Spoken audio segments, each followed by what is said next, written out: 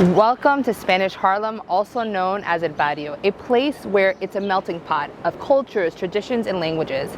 The street is where the vibrancy and the diversity of the people exist, but what I love about Spanish Harlem is the pride in the Latin community of New York City. I'm taking you on a beauty adventure in Spanish Harlem. I'm Stephanie Flor, celebrity makeup artist and world traveler, and I'm beauty obsessed. I've traveled to over 35 countries exploring beauty rituals from around the world. In this series, I'm beauty exploring New York City, a place I call home, meeting local beauty founders, discussing trends, and how we define beauty one borough at a time. With one quick subway ride, I'm taking you off the beaten path to explore our beauty rituals. New York City taught me everything I know about Latin beauty. And on this episode, we're going to different neighborhoods, El Barrio, Spanish Harlem, to understand what makes Latin beauty unique. From the people, to the food, to the music, La Cultura comes alive in NYC.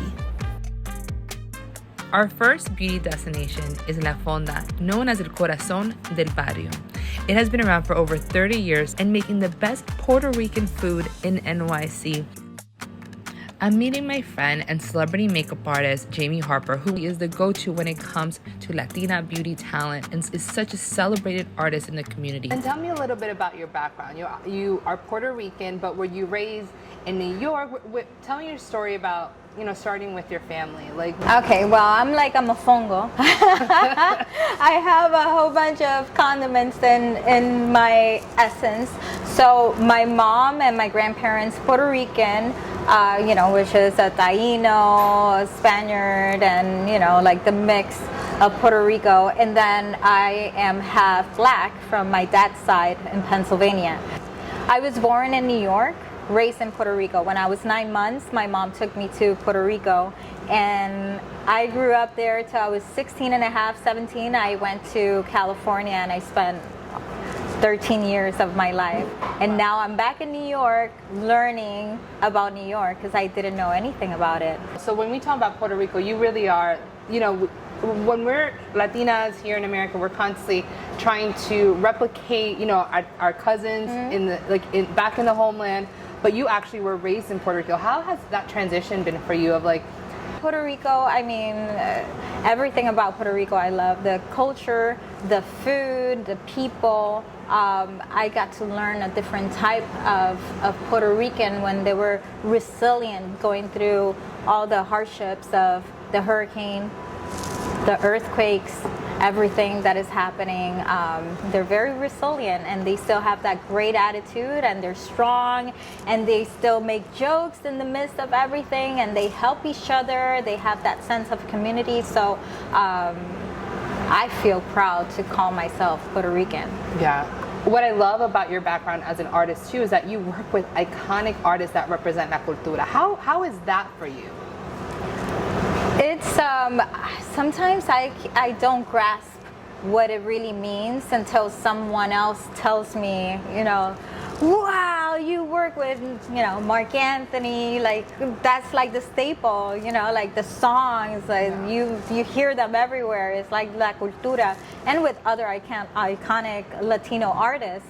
So for me, I feel blessed. I definitely feel blessed to have the opportunity to be around that world, to get that energy of all the people that are proud,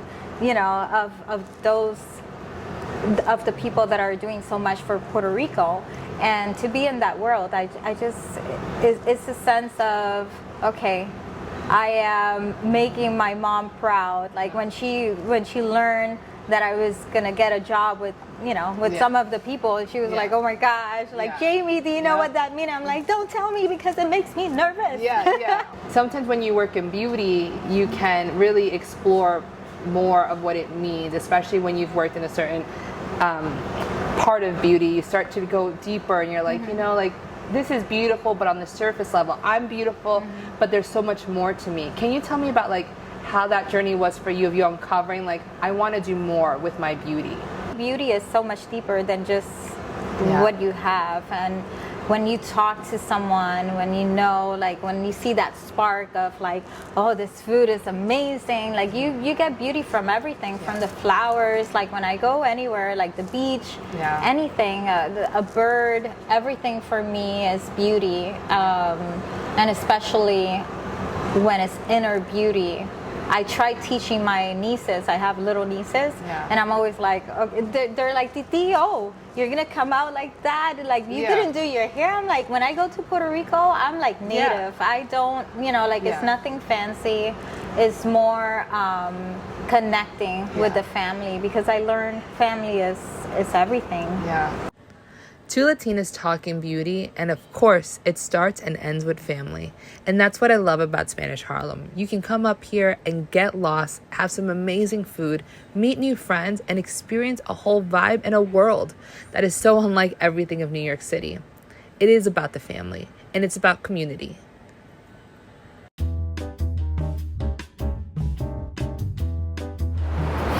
Julia de Burgos was one of the best poets of the 20th century. She wrote over 200 poems about independence, feminism, equality of the Puerto Rican people on the island, and also her experience being here as a New Yorican. She's remembered as one of the best of the 20th century.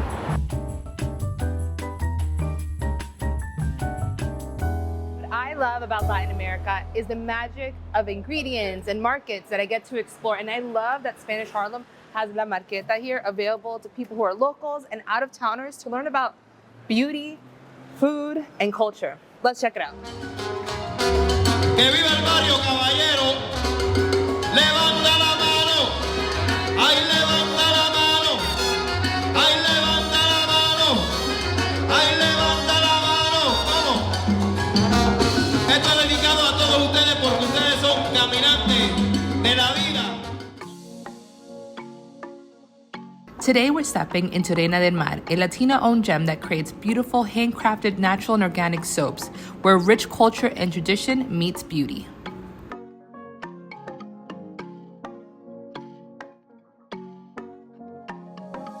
My name is Madeline Rodriguez, and I'm Puerto Rican. Reina Del Mar is a growing brand, it's a growing company right now. And Reina Del Mar stands for skin nourishment, taking care of your body from the outside, hydrating your skin, and just feeling good after a long day. When I make a batch of soap, I always have in mind, what do I want to bring forth and what do I want to share through my soap? What am I envisioning right now and feeling? The Marqueta is a historical landmark, and so it's a really big deal, and for me to be here, and I'm like so blessed, and I'm just so like overwhelmed that I have even this little spot here. I get to speak with the locals and the people who visit us in the weekends, and they share their stories with me. I get to incorporate and just take in all the different cultures around me, and they inspire me every day. I find beauty all around me every day, along any path that I'm walking, any neighborhood. You see beautiful murals, a beautiful smile, you have a great conversation with a perfect stranger, and that's really amazing. As I wrap up my visit to Reina Del Mar a La Marqueta, I'm truly inspired by the heart and soul poured into every handcrafted soap, body butter, and sugar scrub. This small business is more than just a brand. It's a symbol of community in the heart of Spanish Harlem. Supporting Reina Del Mar is supporting the vibrant spirit of Latina entrepreneurship. Hasta la próxima. We cannot talk about beauty without mentioning the queen of salsa herself, Celia Cruz.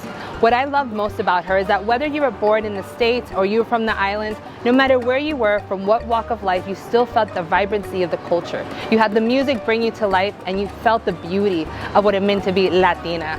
I loved her for the wigs, for the makeup, for the fashion, but we all across countries, and especially here in Spanish Harlem, we loved her for her music. Our next beauty destination is very untraditional, but a big part of the Latino community of NYC. I'm meeting my friend Danielle Alvarez, founder of the Bonita Project, a New York-based PR agency focused on amplifying Latina and multicultural beauty brands. Thank you for having me. Of course, thank you for making time to come in your busy schedule. I know you were like, what am I doing? What is Stephanie? So have you been to a Botanica? I have. I've been to a few actually. Well, this one is the largest. A Botanica offers spiritual and herbal remedies, items like candles, herbs, statues, often rooted in Afro-Caribbean and Latin American traditions for healing and spiritual practices. Growing up, I was scared about even going near Botanica because of the stigma of witchcraft and black magic, but on my travels, I learned about the power of plants and how Botanicas are a vital cultural hub for spiritual healing rooted in ancestral wisdom rather than a place of superstition. Botanica ingredients are rising in mainstream beauty products, and I wanted to understand why. Our community is so nuanced. Exactly. The Latinx community, the Latina community, the Hispanic community, however you want to address it, at the end of the day, like I always like to use the onion reference. Yeah. We're like a big onion. Yeah. And you have to peel back that onion. There's so many layers to our community because all of us believe different things. We all come from different backgrounds. We all come from different traditions. We are carrying different rituals at home. Yeah. You might not know this, but you probably have your own ritual that was probably instilled in you from your grandma or your mother, and you, without knowing, are following that tradition, and you're going to bring it back to the next generation. We, as Latinas, are still learning. I'm Peruvian, you're Ecuadorian, Costa Rican. So lucky to live in a time where we can ask questions, we can come to a Botanica and break the stigmas of how we were raised and the fears that we have, because I know on my travels, it's when I learned about the power of candles, when I learned the power of bats, when I was in Peru, when I learned about the power of the universe, but also how this is embedded in our ancestral lineage. The more that we know, the more we can break patterns and the more confident we can be in our Latinidad. I'm not saying that every Latina needs to be lighting candles, but there is something about how our ancestors did practice spirituality that is very unique to us. So I'm glad that we were able to come to this Botanica. We can't impose and think that everyone's going to be open to coming to Botanicas. But in the end, let's just shedding more light on these, again, small businesses. Because at the end of the day, a Botanica is, for the most part, a Latino-owned business that has been here for however many years. And a lot of people still come here to support it, to purchase things from it. It might not resonate with many Latinas outside of New York City, right? Or just from, not all Latinas are going to come to Botanicas, but in the end, it's a staple in our community, and it's something that we should just be aware of and support. And places like Botanica need to be spotlighted here and there because they're so rooted in our culture. These Botanicas have existed for decades, and the fact that you can find them here in New York City, but you just have to trek uptown, that's a big meaningful staple for the neighborhood and for the community. I love it. Get some candles. Which Yes. one are you going for? I think I'm gonna get El Divino Niño. My visit to the Botanica reconnected me with the rich spiritual and cultural heritage of my Latina roots, inspiring beauty that goes beyond skin deep. It's about honoring tradition, self-care, and community.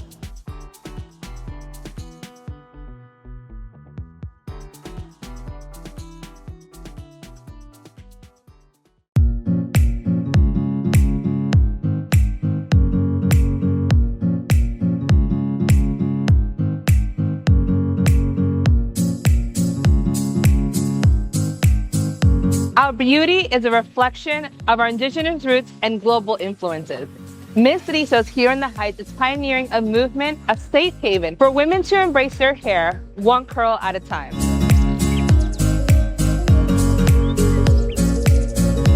Oh, hi. Oh my gosh, hi. How are you? Good. Thanks for having me. Of course, of course. Are you ready? Welcome to the space. Wow, I'm excited to learn more about this destination in the Heights, so let's go. Okay, let's go. So we're here at Miss Rizos Hair Salon in the Heights, and I wanted to make sure to bring you to this beauty destination because this to me represents true Latina beauty. Beauty that isn't always seen, that isn't always represented, but is essential to how we define beauty in this new age.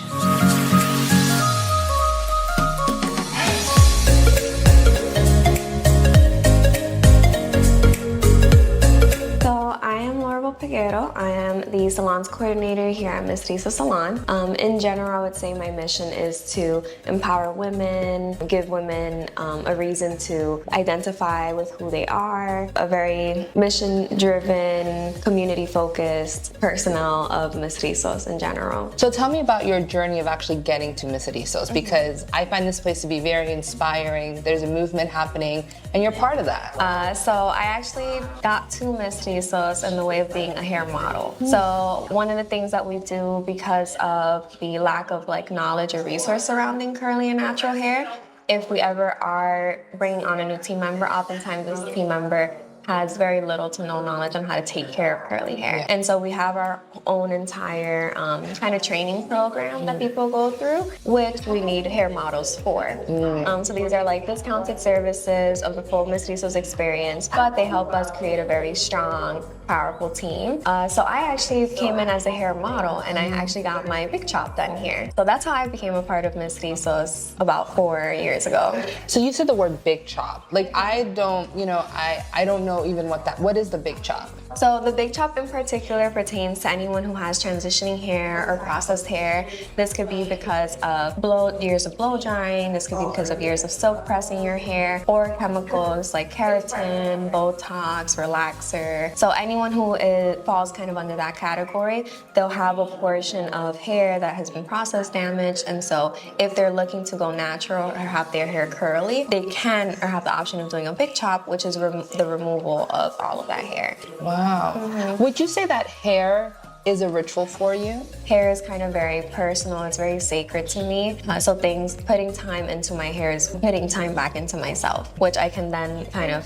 outsource and pour into other people's cups at the same time. So hair is definitely ritual for me. How do you feel about Dominicanas being at the forefront of this transition of what hair is and how it's defined? Because that's a big deal. Yeah, so it's hilarious that you say that, because when I had visited the salon in VR, not the new renovated, which I think everyone should go visit because it's absolutely amazing. It's a pinnacle of self-love and acceptance and courage and everything. The verbiage that I kept hearing was that Dominicanas, they used to be the best, so the Dominican blowout, the traditional, but now everyone is saying that Dominicanas are the pioneers or son la mejor en el cabello natural, they're the best in curly hair and natural hair. So it's a really beautiful transition, knowing the history that our country came from, of kind of denying natural texture, but then now getting to a place where we're some of the strongest educators when it comes to hair textures. It's such a huge thing to be here, because not only has she started this conversation years ago,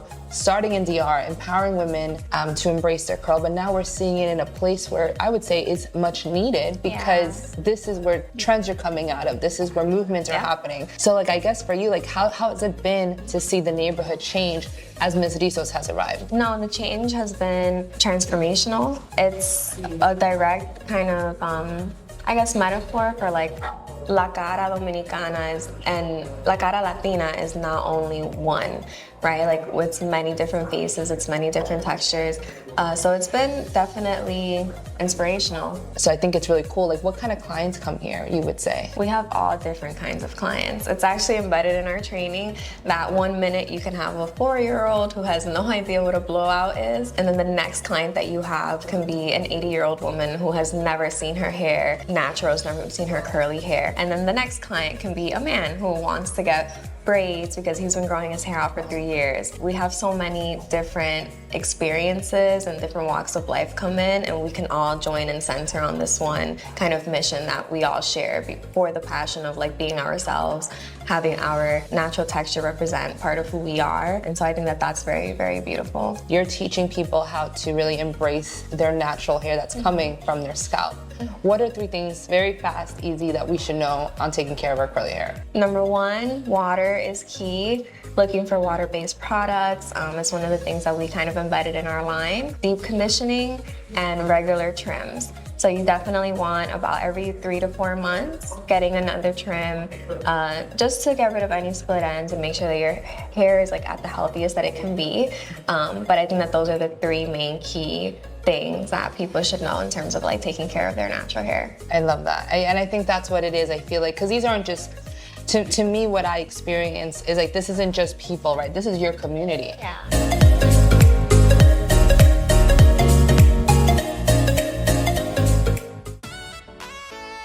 I traveled to the Upper West Side to see the culture come to life at the Puerto Rican Day Parade. It's held on the second Sunday in June in honor of the 3.2 million Puerto Ricans and people of Puerto Rican birth and heritage that live in the U.S. mainland.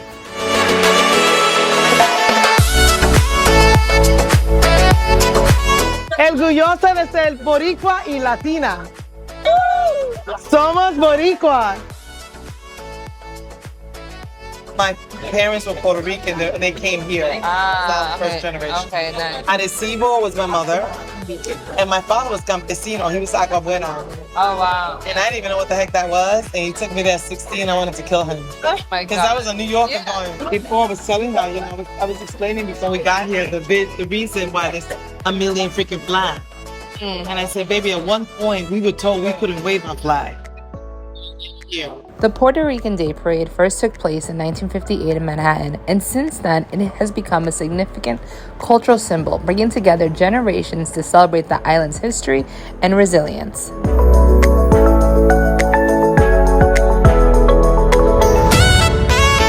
Every year, the parade pays homage to the strength and the spirit of Puerto Ricans, both on the island and in diaspora, recognizing pioneers in culture, music, and dance.